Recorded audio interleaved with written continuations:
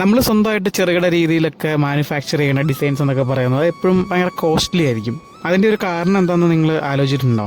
Readymade ആയിട്ട് നമുക്ക് bulk പ്രൊഡക്ഷനിൽ available ആയിട്ടുള്ള ഡിസൈൻസും അല്ലെങ്കിൽ ഡ്രസ്സും നമ്മളിപ്പം ഒരു ഡ്രസ്സ് അല്ലെങ്കിൽ ഒരു ഡിസൈൻ നമ്മൾ ചെയ്യുന്നതും തമ്മിൽ അങ്ങനെ നോക്കുമ്പോഴത്തേനും ആ ഒരു ബൾക്ക് പ്രൊഡക്ഷനാണ് എപ്പോഴും കോസ്റ്റ് കുറച്ച് കൊടുക്കാനായിട്ട് സാധിക്കുന്നത്. കാരണം അതിൻ്റെ ഒരു ചിലവ് ഒത്തിരി ബൾക്കായിട്ട് പ്രൊഡക്ഷൻ ചെയ്യുമ്പോഴത്തേനും അതിൻ്റെ ഒരു കോസ്റ്റൊക്കെ കുറഞ്ഞു വരികയാണ് ചെയ്യുന്നത്. നേരെ മറിച്ച് നമ്മളൊരു എക്സ്ക്ലൂസീവായിട്ടൊരു ഡിസൈൻ ചെയ്യുമ്പോഴത്തേനും അതിൻ്റെ കോസ്റ്റ് എപ്പോഴും ഹൈ ആയിരിക്കും. കാരണം വെച്ചാൽ അതിൽ യൂസ് ചെയ്യണ മെറ്റീരിയൽ അത്രയും ക്വാളിറ്റിയുള്ള മെറ്റീരിയലാണ്. നമ്മൾ ഈ ക്വാളിറ്റിയിൽ അവിടെ ഒരിക്കലും നമ്മൾ കോംപ്രമൈസ് ചെയ്യുന്നില്ല. അപ്പോൾ അതിനനുസരിച്ചാണ് അതിൻ്റെ ഒരു റേറ്റ് വരുന്നത്. പിന്നെ വേറെ ഒരു കാര്യമുണ്ട്, അതാണ് ഏറ്റവും ഇമ്പോർട്ടൻ്റ് എന്ന് പറയുന്നത്, ഈ യുണീക്നെസ്. അതായത് നമ്മളിപ്പം നമ്മുടെ ഇഷ്ടത്തിന് ചെയ്തെടുക്കുന്ന ഒരു ഡിസൈൻ, കാരണം അതിനൊരു ലിമിറ്റേഷൻസും ഇല്ല. നമുക്ക് ഇഷ്ടമുള്ള രീതിയിൽ എങ്ങനെ വേണമെങ്കിലും നമുക്ക് ഇഷ്ടമുള്ള എലമെൻറ്റ്സ് ഒക്കെ വെച്ച് ചെയ്യാനായിട്ട് പറ്റും. പക്ഷെ നമ്മൾ റെഡിമെയ്ഡ് വാങ്ങിക്കുന്നതിലോ അത് ആരോ ഫിക്സ് ചെയ്ത് ആരോ സ്ക്രീനിൽ ഉണ്ടാക്കിയ ഒരു ഡിസൈൻ അല്ലെങ്കിൽ പ്രിൻ്റ് ചെയ്ത ഒരു ഡിസൈനാണ് വരുന്നത്. അതിൽ നമുക്കങ്ങനെ ഒരു ചേഞ്ചസും ചെയ്യാൻ പറ്റില്ല. അല്ലെങ്കിൽ നമുക്കിങ്ങനെ ഒരു ഡിസൈൻ വേണമെന്ന് പറഞ്ഞാൽ അങ്ങനെ നമുക്കൊരു റെഡിമെയ്ഡ് ഡ്രസ്സിൽ ഒരിക്കലും നമുക്കങ്ങനെ സാധിക്കില്ലല്ലോ.